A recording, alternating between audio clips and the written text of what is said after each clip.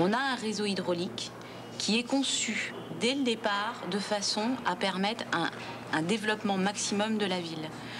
À l'époque romaine, il y a 500 000 habitants dans Alexandrie. Il faut nourrir ces habitants en eau et il faut permettre à toutes les industries, tous les artisanats qu'il y a autour des habitants de pouvoir fonctionner. Or, ici, on n'a pas de fleuve qui arrive à proximité, donc ils ont construit un canal déjà pour commencer, pour amener l'eau du Nil jusqu'à proximité d'Alexandrie. Partant de ce canal, ils ont construit des aqueducs, donc il y avait 5 aqueducs qui partaient du canal principal et amenaient l'eau jusqu'à l'intérieur de la ville. Et à l'intérieur de la ville, il y avait un réseau secondaire donc, qui distribuait à l'intérieur des quartiers.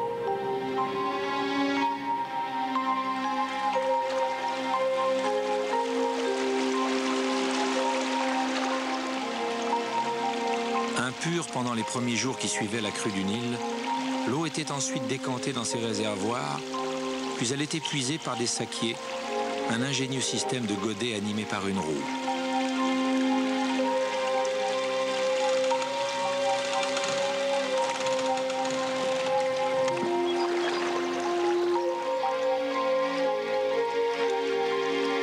Ce jaillissement automnal, véritable naissance pour une ville qui se sentait alors revivifiée, était l'occasion de réjouissance pour le peuple.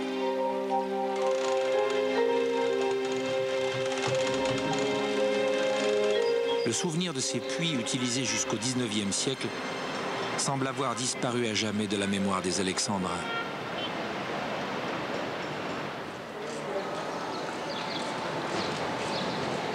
C'est l'été.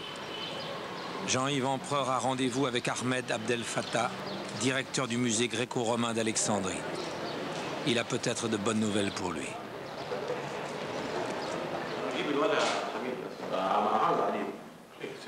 Hello. Hello. Nice to meet you. You. Happy to see you. You are welcome. Thank you very much. Yes. So, what's the news? Good news. I would like to discuss with you some new information about the cistern of Alexandria. Oh, very nice. It's Yes. very interesting. Yes, About the unbelievable. cisterns. Yes, I know. I know. You know, we are looking for cisterns. Yes, I know. You always hunter. You are hunter of cisterns. Yes, exactly. For this, I will offer this banquet for you. Oh.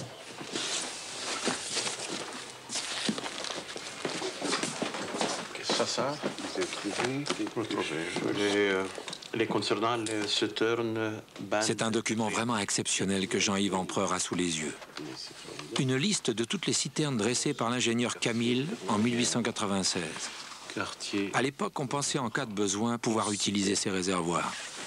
Il y a plusieurs citernes. 1, 2, 3, 4, 5, 6, 7. 7 citernes dans ce dossier.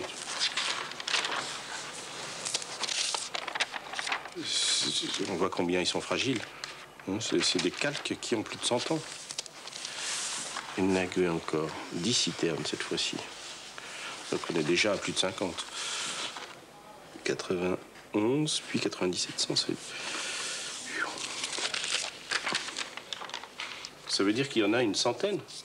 Il y a plusieurs de citernes à Alexandrie. Ouais, oui, Plaisir.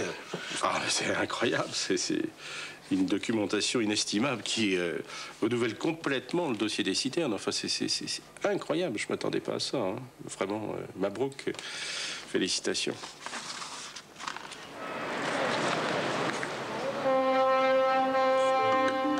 Citerne Al-Katan. Les précieux documents sont transmis à Isabelle Herry et à Yves Guyard. Ils sont décortiqués, traités, scannés et superposés au cadastre actuel.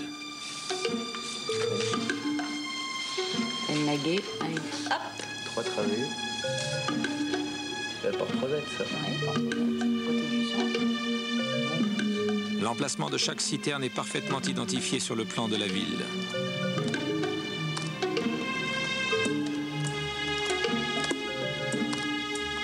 Il suffit maintenant d'aller vérifier sur le terrain. Le réservoir Safouane devrait se situer sous l'actuelle rue Fouad. Mais les siècles ont peu à peu masqué l'accès qui mène à ces citernes. La ville moderne a achevé le lent travail d'effacement en murant et en bétonnant. Seule une ruelle voisine paraît offrir un accès au sous-sol. Il décide de faire sauter la dalle en béton.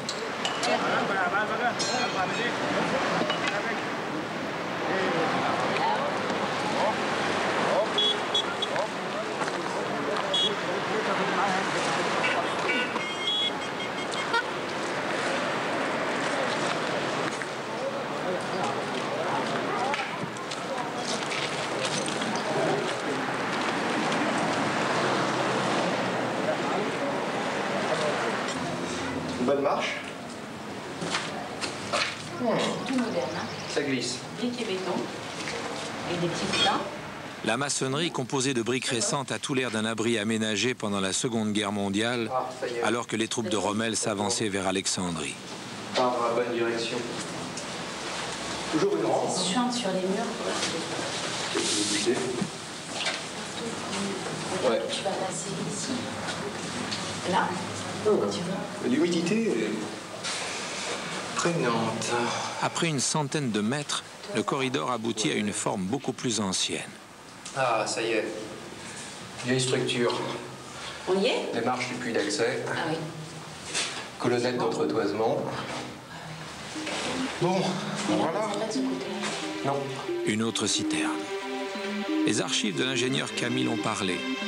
Les archéologues sont plus que jamais au cœur de la ville renversée. La seconde Alexandrie, aussi vaste et complexe que l'Alexandrie des vivants. Étonnant, étonnant. Super corinthien. Le dacanthe est bien découpé. Bon, il a été scié. On n'aura pas la base. C'est pas grave, il est quand même bien complet. Ouais. La citerne se distingue par l'ingéniosité de son architecture, l'élégance et la variété des formes. Les deux archéologues sont stupéfaits. Une géographie intime de la ville commence à se dessiner. Dès lors, rien n'arrête plus l'ardeur des archéologues. Les citernes sont identifiées, leur accès retrouvé.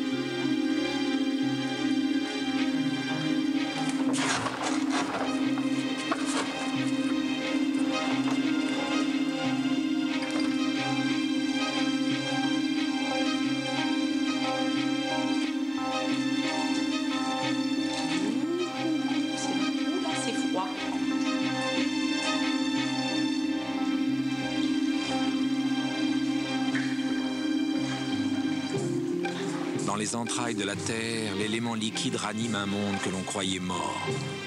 Ces eaux, remuées fugitivement par nos explorateurs, sont autant de vaisseaux, de veines, qui donnent l'impression à nouveau de palpiter.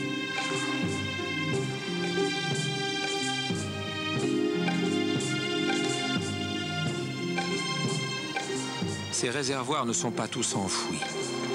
Au milieu d'un chantier moderne éventré par les bulldozers, ils jaillissent en plein jour.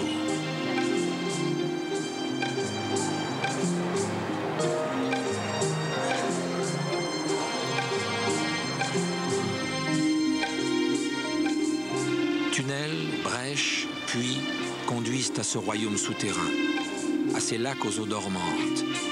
L'acte même de la découverte est fondateur. Il semble les faire revivre.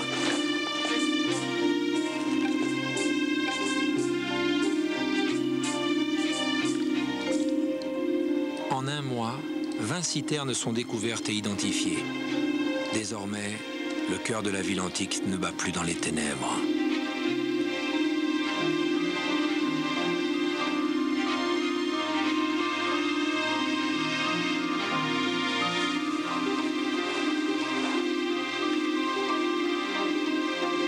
L'équipe d'archéologues décide d'approfondir l'étude de la plus grande de ces citernes, El Nabi.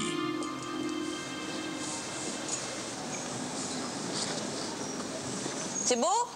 C'est superbe.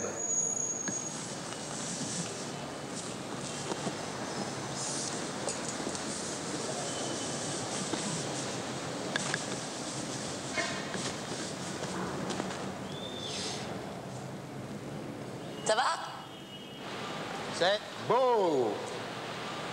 Je passe le descendeur. Yop. Tu te poses bien.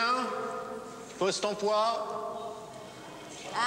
Ta main droite toujours très loin ça? du... Ouais, voilà. Laisse glisser. Ah, c'est magnifique. C'est génial.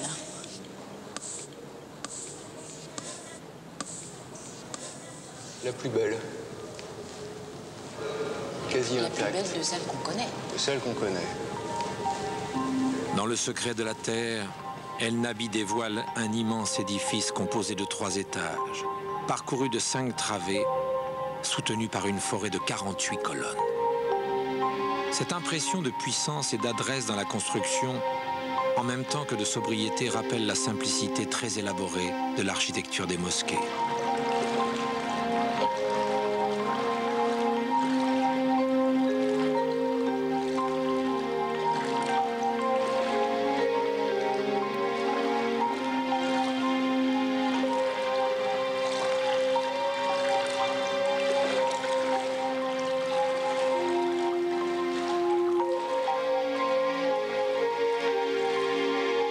Si les colonnes et les chapiteaux ont bien résisté à la destruction, c'est qu'ils n'ont cessé d'être réemployés au cours des siècles.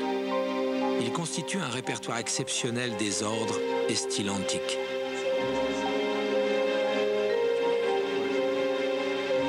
Les architectes en dressent l'inventaire.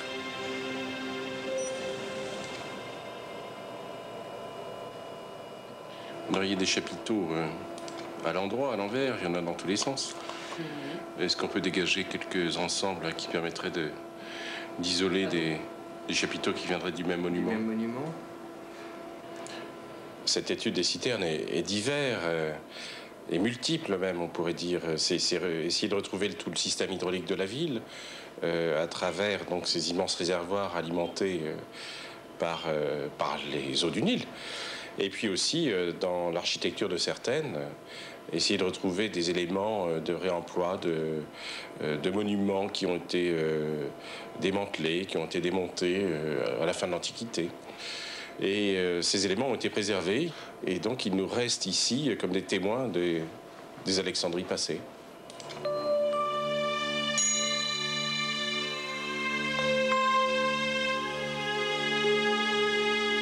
De très rares représentations, mosaïques, terre cuite, peintures font écho à la magnificence d'Alexandrie, à son rayonnement culturel, à sa puissance politique. Son urbanisme grandiose, la splendeur de ses édifices ont vivement frappé l'imagination antique.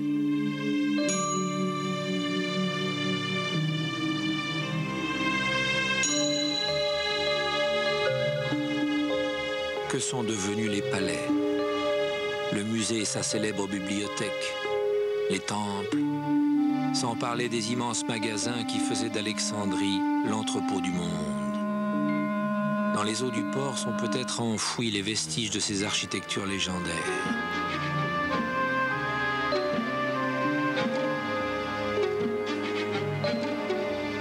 À l'ouest de l'ancienne île de Pharos se dresse un petit fort construit à l'époque mamelouk par le sultan Qutbay. À son emplacement se trouvait probablement une des 7 merveilles du monde. Mais qu'est devenu le phare d'Alexandrie dont la tour de 135 mètres éclairait les navigateurs?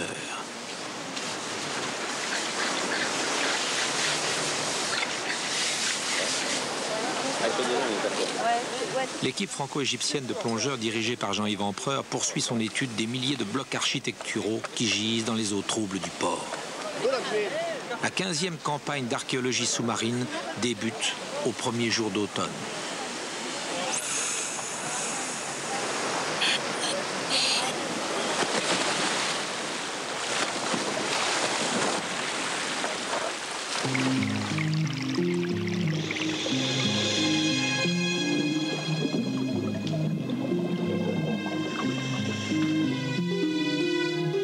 L'extraordinaire champ de ruines est un monumental rébus. Une suite de colonnes, de statues fracassées qu'il faut tenter de reconstituer pour déchiffrer un sens, deviner une fonction.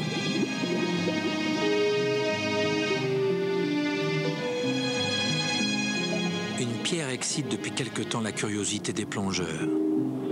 C'est une base de statues sur laquelle on devine des lettres gravées. Une épigraphe. Malheureusement, l'usure du temps, l'eau troublée, la lumière faible empêchent de lire l'inscription. Un nettoyage méticuleux ne suffit pas à révéler le texte. Je crois Choya, hein? Choya. La technique du moulage va être employée. Carole Acquaviva et Fabienne Boisseau préparent la prise d'empreintes à base d'un élastomère de silicone. L'opération est très délicate car la pâte durcit très rapidement au contact de l'eau. Le tapis sera posé tout à l'heure sur l'inscription. Tu vas prendre la place de Mourad. On ne dispose que d'un quart d'heure. Au sein de l'équipe des plongeurs, les rôles sont distribués et répétés avant l'action. Vous allez prendre alternativement la place de Fabienne et de Chérif. Donc on part du centre du tissu de façon à faire s'échapper les bulles d'air tout doucement à la main. Donc sur le Zodiac, Carole et Emad. Avec la planche. Voilà. Allez, allez, c'est fini là. On arrête. Carole donne le départ de la manœuvre. Les gestes s'enchaînent, chronométrés à la seconde.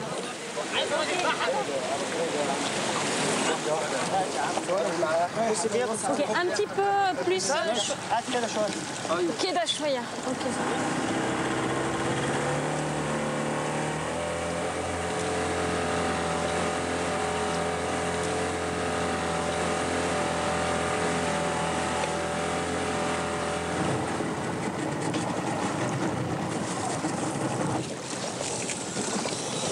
C'est limite. Hein. Ouais. Donc on fait glisser la planche.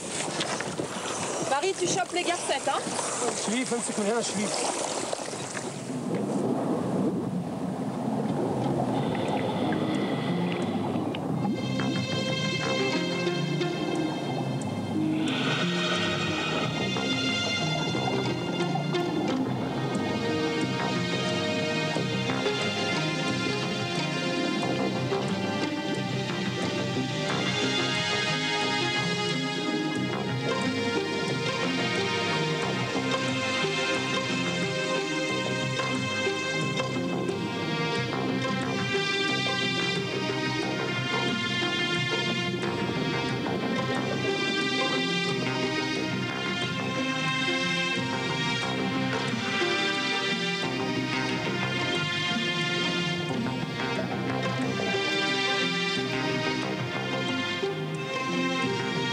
Quel est donc le message que nous envoie cette pierre?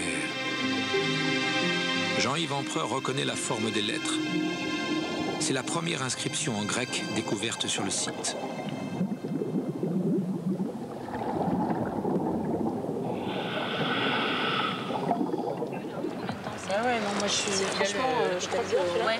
L'estampage en négatif doit faire l'objet d'un tirage en résine. Ce dernier traitement retarde le moment du déchiffrement. Là, faut tirer. Je vais prendre.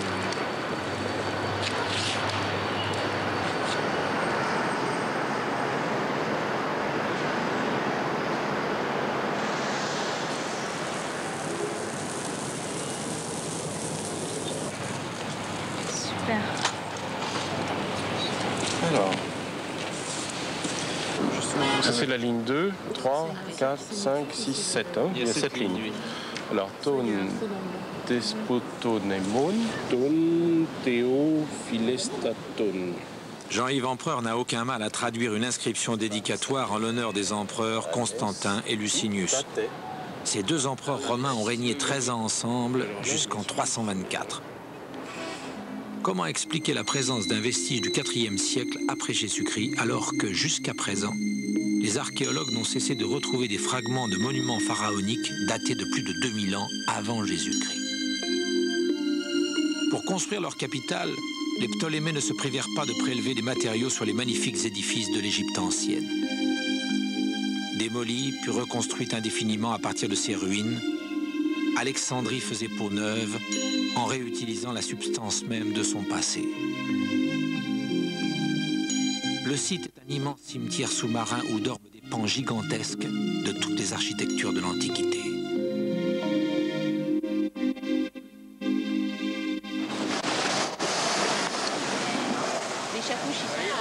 Mais comment ordonner, faire l'inventaire et comprendre au moins partiellement ce chaos pour retrouver le phare disparu?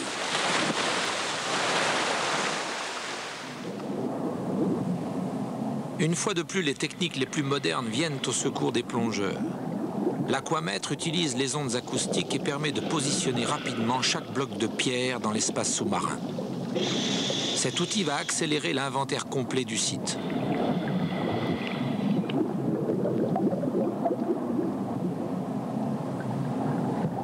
plongeurs voient peu à peu se dessiner un plan général du paysage sous-marin.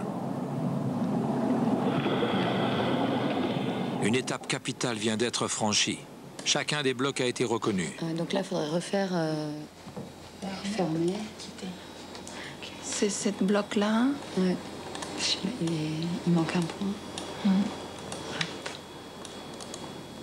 Voilà, c'est bon. Les archéologues peuvent alors procéder par élimination. Sont exclus les blocs de l'époque pharaonique. Sont disqualifiés aussi les ruines précipitées dans la baie par les Mamelouks pour construire un brise-lames.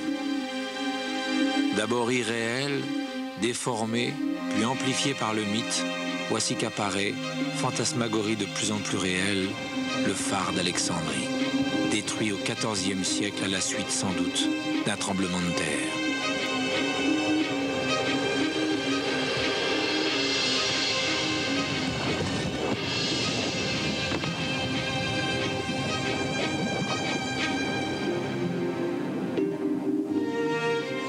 Les pièces du puzzle commencent à s'ordonner.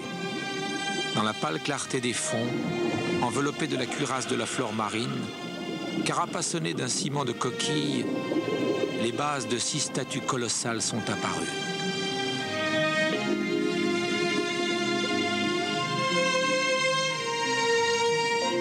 Les corps de pierre brisés semblent errer comme des créatures incomplètes à la recherche de l'unité perdue. Tel ce buste d'Isis, mère des dieux égyptiens, victorieuse des puissances de la nuit. Et cette tête royale, polie par le sel et les siècles, dont il ne subsiste plus que les orbites monstrueuses. Sans parler de cette main fermée d'un Ptolémée fraîchement sorti de l'océan. En tout, une dizaine de pièces. Stéphane Rousseau, archéologue, peut alors se lancer dans la reconstitution de ces statues. Elles se dressaient en apothéose à l'entrée du phare, formant 3 couples royaux représentés en dieux à la manière des pharaons.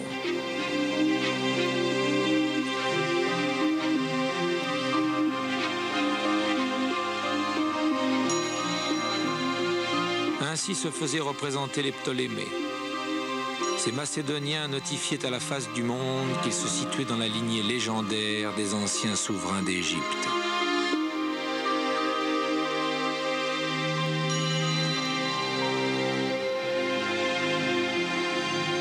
Tous les moyens sont mis en œuvre pour tenter de recomposer l'architecture du célèbre monument. Mais comment rapprocher, unir même de façon théorique, les fragments du phare antique ?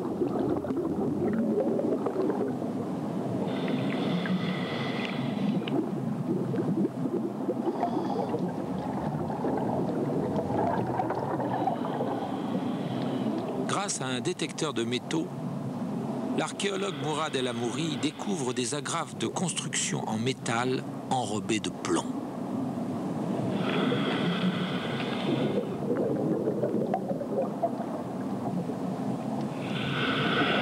Les cavités dans lesquelles les plombs venaient se loger permettent d'orienter et d'assembler les blocs entre eux. Une pièce étrange attire l'attention de Jean-Yves Empereur. C'est un anneau provenant d'un heurtoir de porte. Dans ce trou qu'on aperçoit sur une dalle, devait se glisser le verrou d'un mécanisme de fermeture gigantesque. À l'évidence, la porte avait des dimensions cyclopéennes. Ce gigantesque bloc brisé en 2 parties est l'un des jambages d'une porte haute de plus de 12 mètres.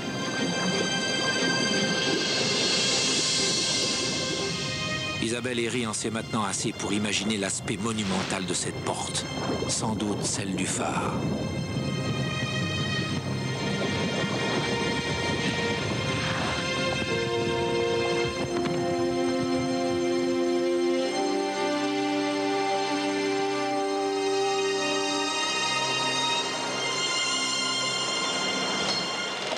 On peut se figurer la porte, mais quel était l'aspect du phare? Ce monument a obsédé de tout temps les imaginations. On ne s'est pas fait faute de le représenter de manière extravagante ou fabuleuse. Au début du XXe siècle, un savant allemand, Hermann Tiersch, a procédé à une reconstruction convaincante de la tour composée de 3 étages. Mais il avait omis l'existence d'un manuscrit arabe du XIIe siècle émanant d'un voyageur musulman andalou. Ibn al-Sher fournit des détails absolument inestimables. Surtout, il avait pris soin de mesurer le phare de manière minutieuse, presque maniaque. Le texte de ce témoin capital est examiné par l'architecte Yves Guyard. Il permet de faire plusieurs suppositions. Un des points principaux qui me permet d'éliminer ou de conserver mes hypothèses, ça concerne l'organisation à l'intérieur de mon phare. À l'intérieur de mon phare, j'ai une rampe et un escalier. Chaque fois que je tombe sur une rampe qui est impraticable, parce qu'elle est trop pentue, parce qu'elle est trop raide, parce que mes marches d'escalier sont trop hautes, j'élimine. Par exemple, cette hypothèse-là, le seul inconvénient, c'est que la rampe fait 56%. Donc, impossible, les Grecs, même s'ils sont des esclaves qui travaillent à l'intérieur du phare, ce n'est pas praticable. C'est comme si tu avais des marches de 50 cm de haut, c'est pas possible. À partir de là, j'élimine. Celle-ci est beaucoup trop importante, c'est-à-dire que si on la place dans le site, ça marche pas. Par contre, celle-là, elle est vraisemblable. Elle est constructible. C'est aussi la seule qui peut tenir debout aussi longtemps que le phare. Parce que le phare a quand même vécu 17 siècles. À mesure que les travaux des scientifiques aboutissent, la lumière de la connaissance apporte aux rêves et à l'imagination l'occasion de nouveaux embrasements. À l'image de ce phare qui annonçait aux voyageurs antiques l'arrivée dans la cité de tous les savoirs.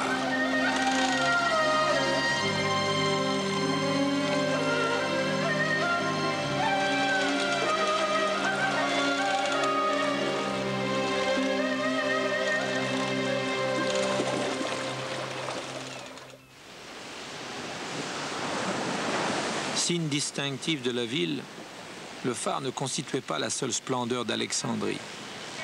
Dans l'immense plan en damier, de nombreux monuments attiraient l'œil. Le temple de Sarapis, le tombeau d'Alexandre, la colonne de Pompée, sans oublier le Césaréum, ensemble de sanctuaires où était célébré le culte des empereurs romains. Le quartier du garage luxe vient d'être rasé par les promoteurs. Il est situé justement dans le périmètre du Césaréum. Le service des antiquités égyptiennes a arrêté le chantier pour permettre à Jean-Yves Empereur d'intervenir. 2 camps s'affrontent sur le même site. Une guerre des nerfs avec escarmouches, repli et parfois contre-attaque. Je sais pas, je comprends pas du tout ce qu'ils sont en train de faire là, franchement.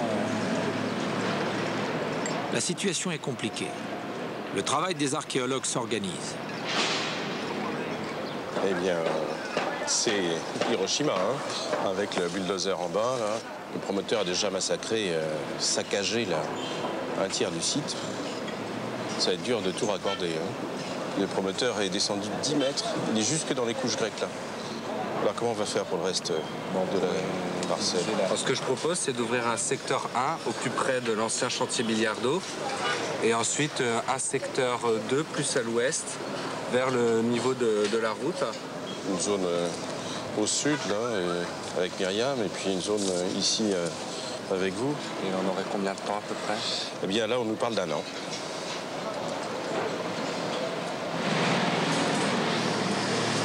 Le temps presse. Jean-Yves Empereur est prêt. Il sait que ce périmètre renferme des informations importantes. Toutes les parcelles que nous fouillons en Alexandrie sont d'une égale importance à nos yeux. Mais celle-ci l'est particulièrement parce qu'il se pourrait qu'elle se trouve au-dessus du Césaréum, au-dessus du temple du culte impérial. Et c'est un auteur du 1er siècle après Jésus-Christ, Philon d'Alexandrie, qui nous en donne une description assez détaillée. Uden gar toyuton estitemenos, oion to legomenon sebasteion, megistos que...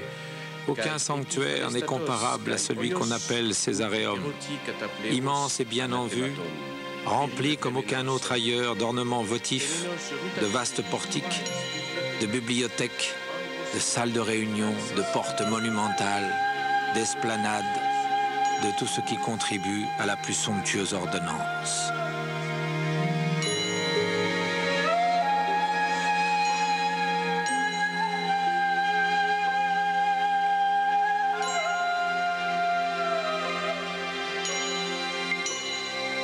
Protecteurs des marins, les empereurs étaient vénérés. Vases d'encens, offrandes rituelles, ex-voto témoignaient de la ferveur de ce culte impérial et de son caractère sacré.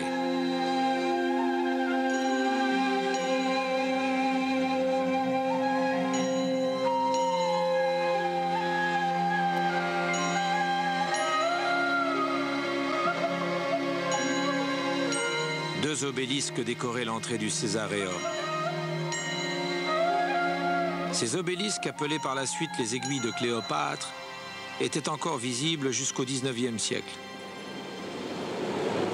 Ils se trouvaient à la place qu'occupe aujourd'hui l'hôtel Métropole, situé tout près du chantier de fouilles du garage luxe. C'est la preuve que les archéologues explorent au bon endroit.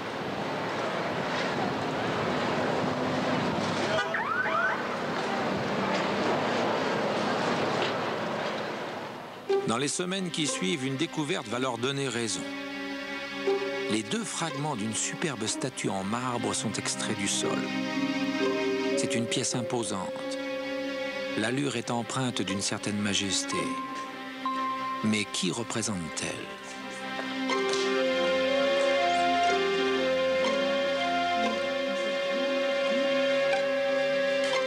L'identification est confiée au docteur Mervat Seyfeldin, sous-directeur du musée gréco-romain.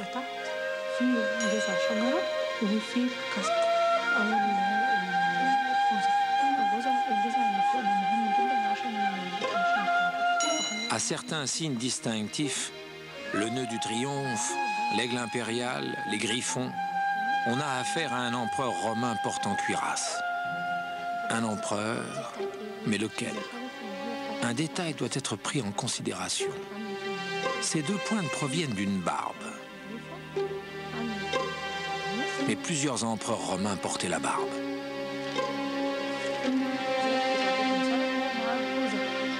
Le docteur Mervat Seyfeldin hésite.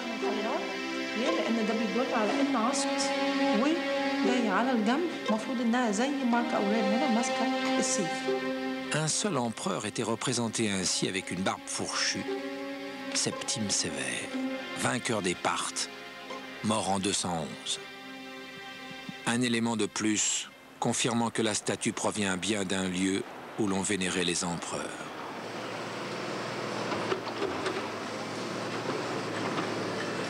Le territoire des promoteurs prend forme. L'immeuble s'élève déjà sur plusieurs niveaux de fondation. Dans le secteur sud, Myriam Metoudi alerte Jean-Yves Empereur. Ces ouvriers se heurtent à un obstacle inattendu. On va voir le squelette entier là qu'on a. On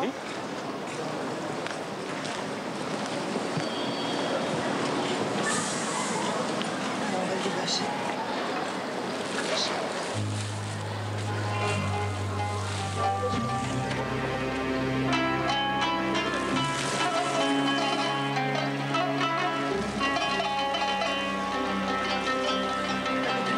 On avait vu en couple, il y en avait déjà beaucoup qui apparaissaient, de l'enfant et de l'adulte. Oui, ça commence à faire du monde là. Éclos de la terre, émergeant du limon des siècles, 3 squelettes sont apparus dans les premières couches atteintes par la fouille.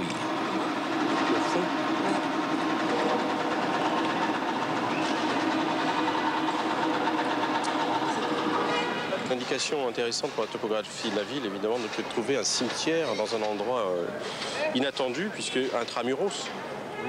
Donc ça doit correspondre à une période d'abandon de cette partie de la ville. Quelle époque? Époque médiévale et époque ottomane. Je sais pas, on va voir.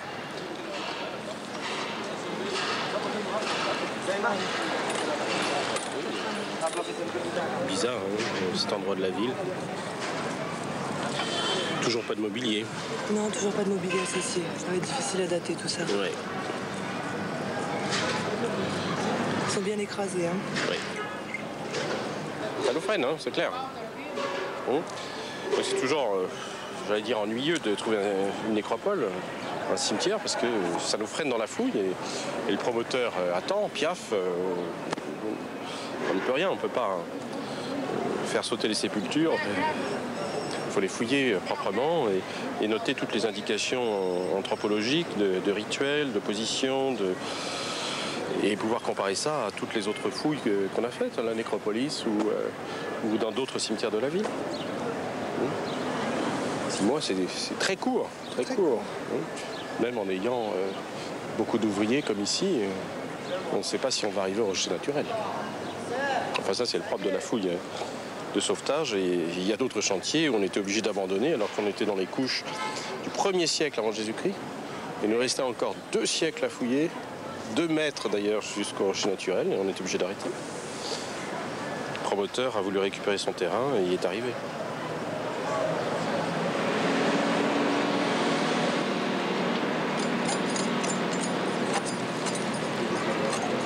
La découverte ne manque pas d'intérêt, mais elle va créer des complications. Il va falloir prendre en compte toutes les couches sans en exclure aucune. Chacune d'elles détient une parcelle de l'histoire d'Alexandrie. Cette contrainte galvanise les énergies.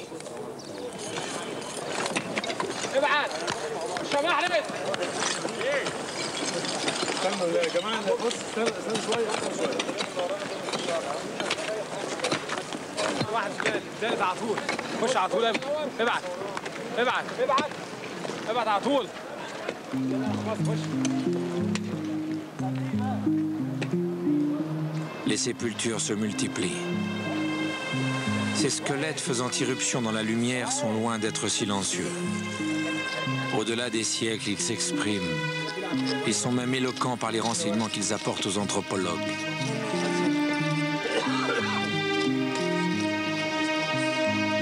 Les croix gravées sur les pierres tombales permettent de dater le cimetière de la période chrétienne. On sait par les textes que le Césaréum s'est transformé en sanctuaire chrétien dès le IVe siècle. Tu as l'ouverture de la bouche, donc les ligaments se sont lâchés. Paul Bellé s'intéresse à la tombe numéro 26. 2 squelettes donnent l'impression d'être enlacés. De type relativement robuste.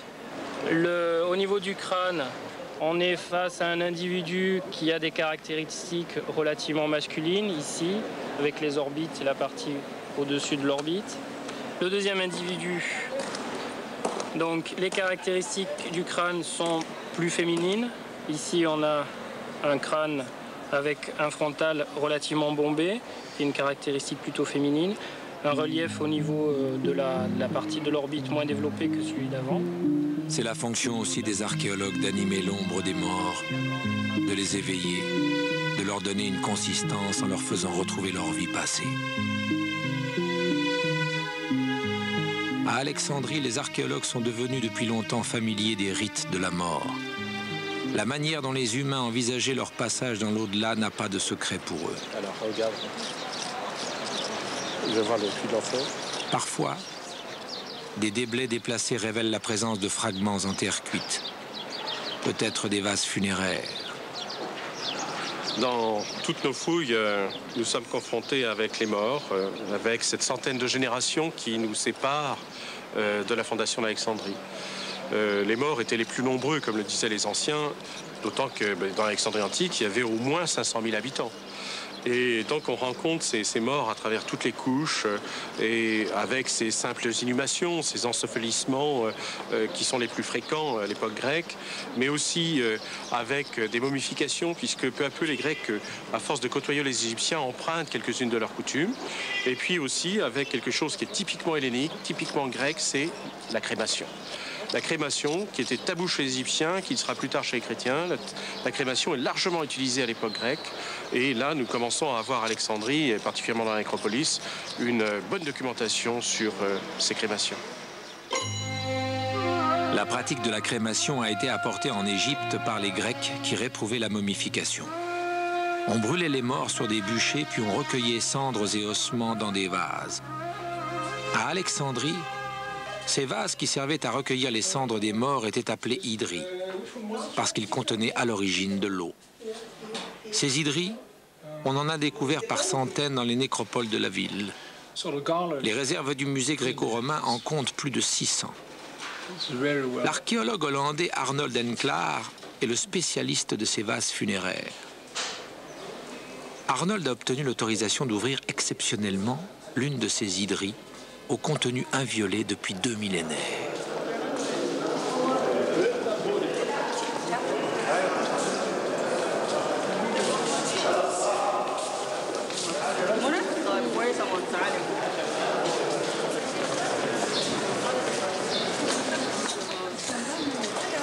Till 1 o'clock and from tomorrow morning, right? Yes, thank you, madame. Thank you. Le précieux reliquaire est confié à Gilles Grévin et Paul Bellet, spécialistes de la crémation du laboratoire d'anthropologie de Draguignan. C'est quel numéro? 9740.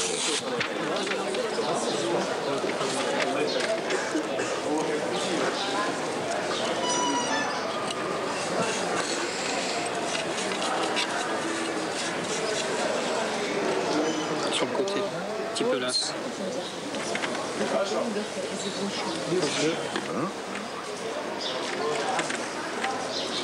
Voilà, ça y est, c'est bon. Bon, allez, là, on se recule parce qu'il y a 2000 ans d'herviciers qui vont se dégager. Qui vont se dégager par le plateau. Et bien voilà, hein. On a des fragments crâniens déjà au départ. Ici on a un bout de mandibule. Alors, ça pose on a pas mal de fragments crâniens. Il est impossible de détruire un squelette ou un corps par le feu. Même si actuellement on va en Inde ou au Népal à la suite d'une crémation, on peut constater que les os sont absolument intacts, très fragmentés naturellement. Tout dépend du type de bûcher et de l'attitude du préposé à la crémation, mais on ne peut pas détruire un corps par le feu. Il y a toujours des fragments osseux. Fragment crânien avec un rebord orbitaire. Gilles Grévin a une idée assez peu banale. Il va explorer ce vase funéraire comme on le ferait d'une fouille de surface. Du haut vers le bas, couche après couche.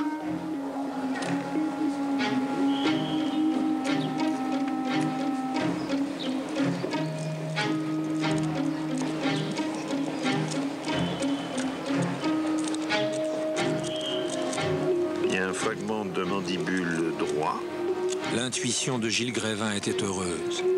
Elle lui permet de faire un constat surprenant. La répartition des ossements respecte l'ordre du squelette. De la calotte crânienne au reste du coup de pied, les ossements réunis sont distribués selon l'ordre anatomique.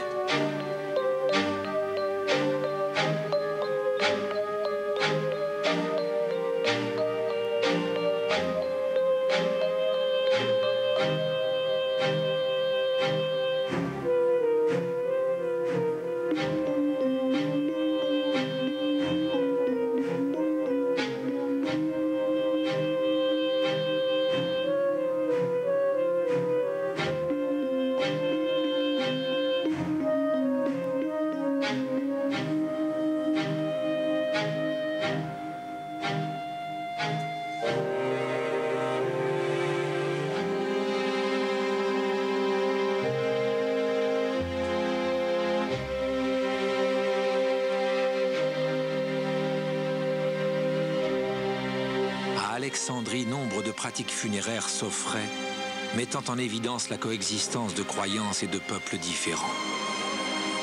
La nuit, c'est mieux que dans toute autre ville, enveloppé dans son doux tumulte, le souvenir de cette cohabitation des dieux. L'amalgame des peuples, la multiplicité des croyances a appris aux Alexandrins à vivre ensemble.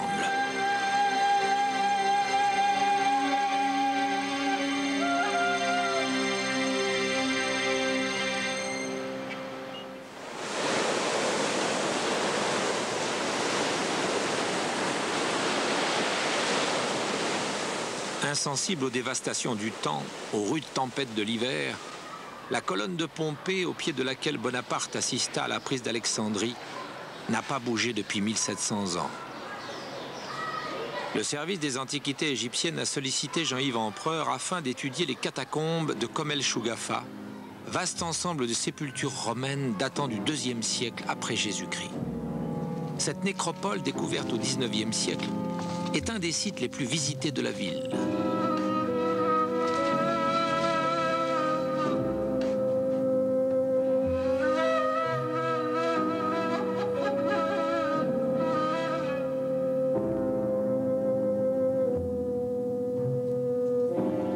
Il s'est produit dans ces chapelles funéraires un étrange phénomène.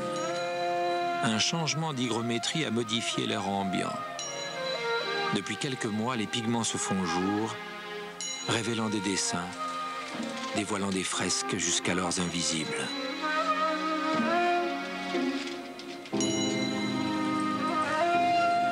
Un relevé de ces peintures est effectué par la dessinatrice Marie-Jeanne Schumacher. Bonjour Marie. Bonjour. Ça va? Ça va bien. Ce sont deux fresques qui se superposent. L'une d'inspiration pharaonique, l'autre d'un registre différent, sans doute grec. Mais une partie de la scène percée par des pilleurs de tombes a disparu. Impossible d'en comprendre le sens. Donc là, il y a toute une partie de la fresque grecque qui a sauté, avec ce trou des voleurs. Donc, ils ont percé la cloison qui séparait deux tombes qui étaient indépendantes d'Antiquité. Et malheureusement, tout l'après et la peinture ont sauté. On voit, oui, bien sûr. Et puis la scène n'est pas complète. Hein, ici, elle s'arrête vraiment à l'arrêt du mur, donc ça devait être la même chose. Et malheureusement, ça complique l'interprétation de la scène.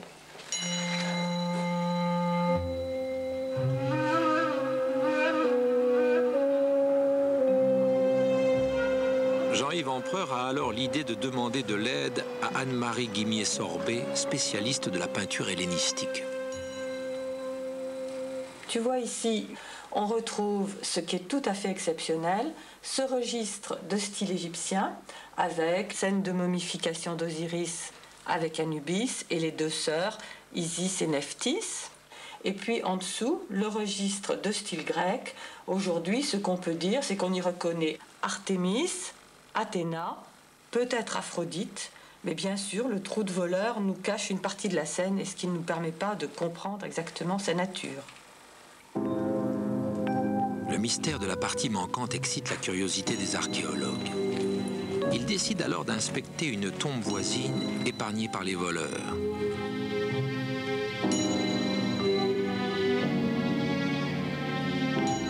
Aucune peinture n'est visible, les murs sont muets.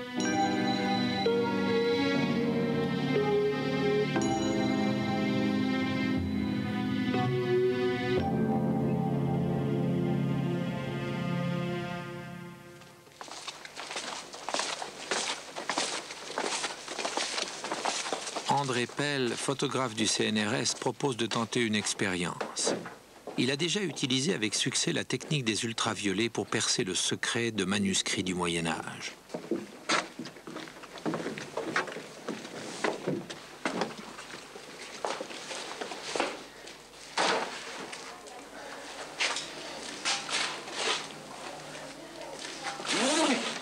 Un matériel rudimentaire, quelques néons de lumière noire, est déployé sur la surface des murs de la tombe numéro 2.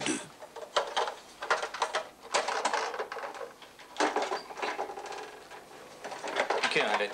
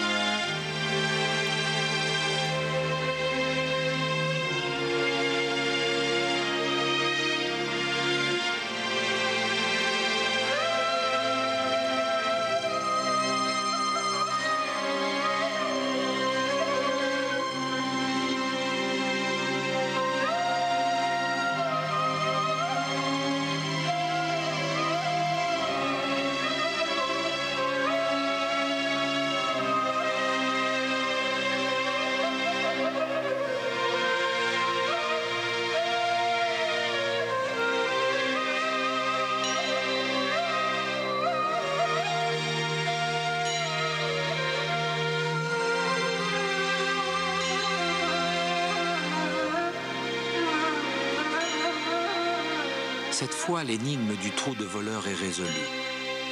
Le personnage manquant, c'est Perséphone, fille de Zeus, enlevée par Hadès vers les enfers.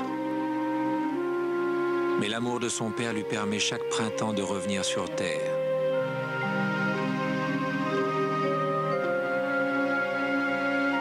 Cette composition fait écho à la scène pharaonique superposée qui annonce, elle aussi, le renouveau et la résurrection des morts.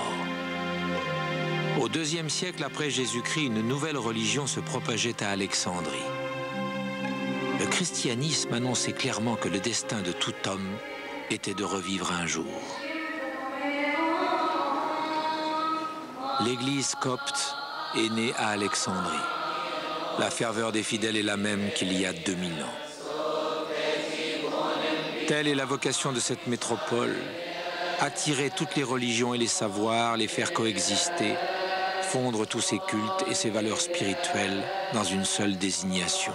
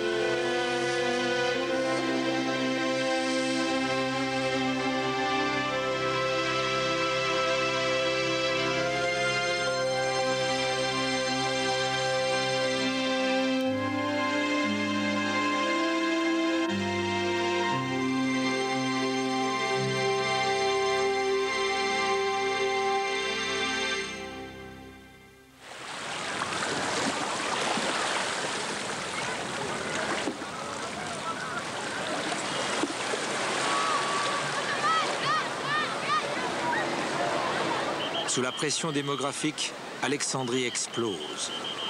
Qui pourrait ignorer la vie quotidienne de ces 4,5 millions d'habitants qui ont besoin de se déplacer, de se loger, de se nourrir?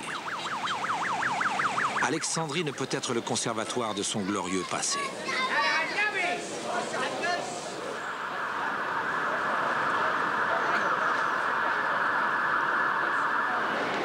Chantier du Césaréum, la parcelle sud est rendue au promoteur.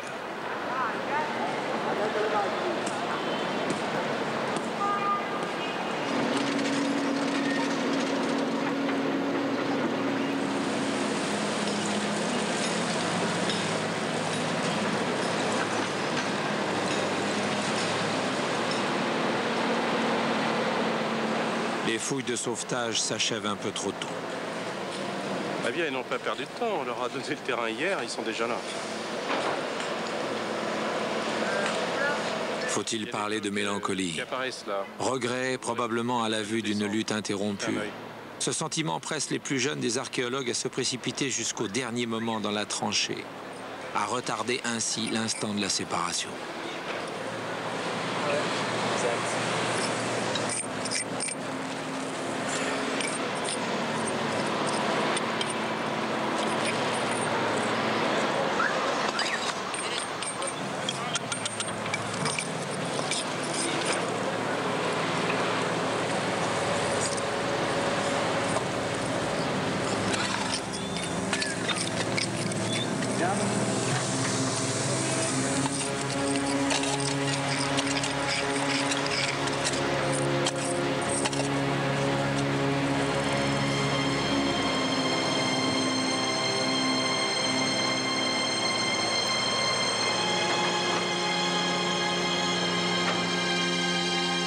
S'engouffre à nouveau la rumeur des siècles. Point de confluence entre l'Europe, l'Afrique et l'Orient, Rendez-vous des marchands et de toutes les aventures intellectuelles, Alexandrie s'ouvre au grand large, toute voile gonflée, avec sa nouvelle bibliothèque.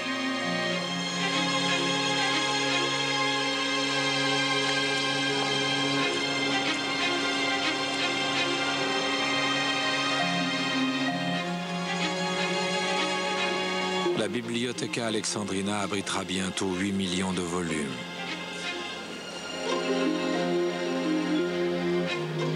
Au-delà des vicissitudes de l'histoire, c'est bien la preuve qu'Alexandrie n'a jamais cessé de conserver cette curiosité, cet élan vital impulsé par son fondateur.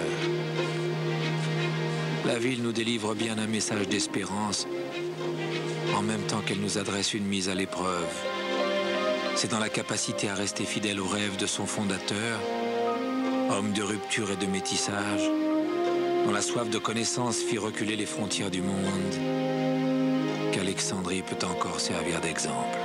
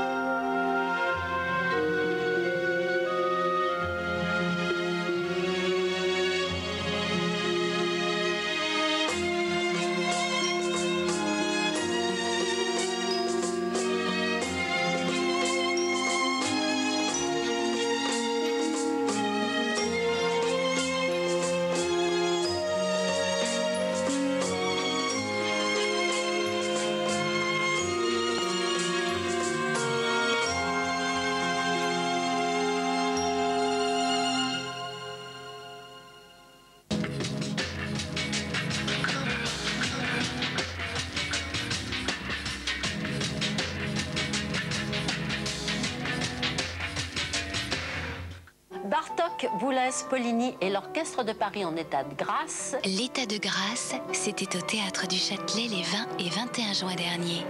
Bis dans un instant.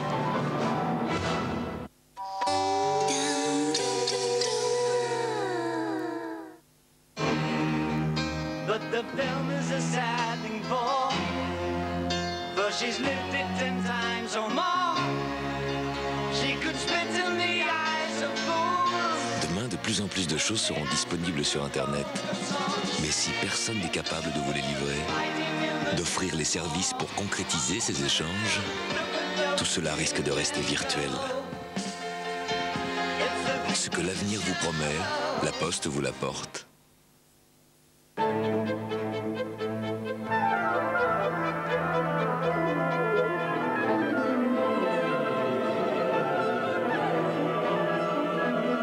Le ciel est mon berceau, je suis poussière d'étoiles. Un voyage surprenant au cœur de l'univers, aux sources de la vie. Poussière d'étoiles. Du mardi au samedi, Cité des Sciences de la Villette, information 01 400 582 78.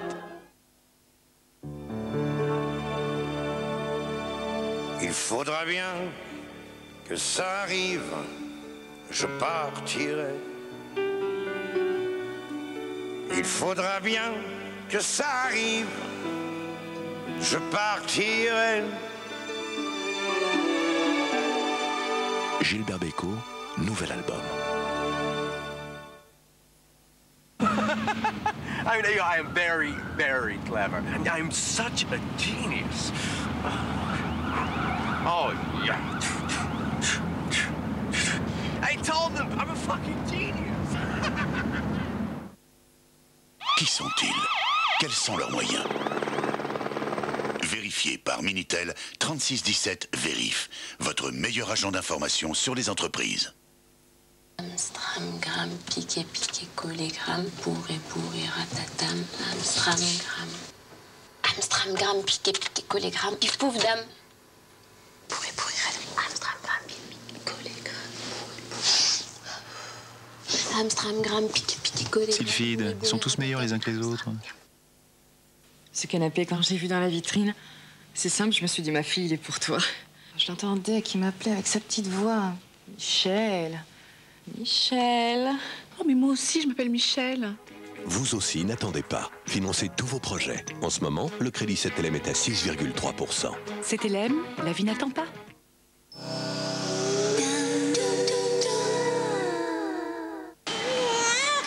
Alors, comment on va l'appeler, ce petit garçon? Tiens, Jules. Mais c'est pas mal, Jules, non? Ou alors José, c'est bien aussi, José. Pourquoi pas Paul? Paul, c'est très bien.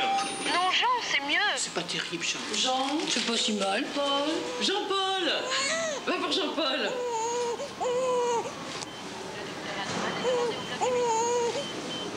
Ne laissez personne décider pour vous. Dimanche 5 mai, second tour de l'élection présidentielle. Sur 50 000 disparitions recensées chaque année en France, beaucoup restent inexpliquées ou bien connaissent une issue tragique. J'avais tout le temps peur qu'il m'arrive quelque chose parce que bon, je vous dis pas quoi, quand j'étais toute seule dans la tente, j'avais les chocottes. Pourquoi et comment choisit-on de disparaître? Comment des parents vivent-ils la fugue ou l'enlèvement de leur enfant? Ça a été une chose atroce. Ça vous tombe dessus. Vous vous demandez ce qui vous arrive. Fugue, disparition, enlèvement.